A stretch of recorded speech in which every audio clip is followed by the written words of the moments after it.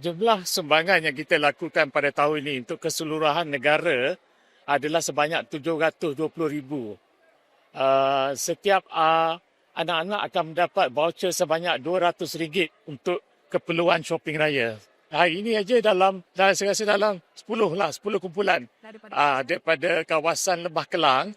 Dia meliputi daripada Bukit Lancung, Setia Alam, Kelang, Selayang dan juga daripada Semenyih juga. Kita akan membuat pemberian sumbangan pada kali ini.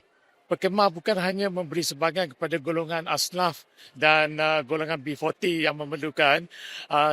Tahun ini kita dah mula juga memberi sumbangan kepada bekas-bekas atlet dengan kerjasama dengan Yayasan Kebangsaan Bekas Atlet, YAKEB. Bantuan yang kita berikan adalah sebanyak 3,000 pada setiap bekas atlet yang memerlukan kerana mereka setelah menyumbang kepada negara dan sekarang ni kebanyakannya mereka tidak ada kerja dan ada juga yang tercedera disebabkan oleh penglibatan mereka di dalam sukan.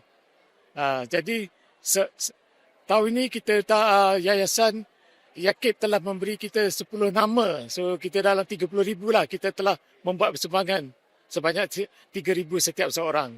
Kebetulan sumbangan itu dilakukan pada bulan puasa ni, jadi termasuk sekali lah untuk perbelanjaan hari raya. Kita telah membuat sumbangan juga pada penghujung tahun lepas untuk 10 atlet juga veteran, atlet veteran penghujung tahun 2025 dan kita sambung untuk tahun ni sebanyak lagi 10 orang yang memerlukan bantuan.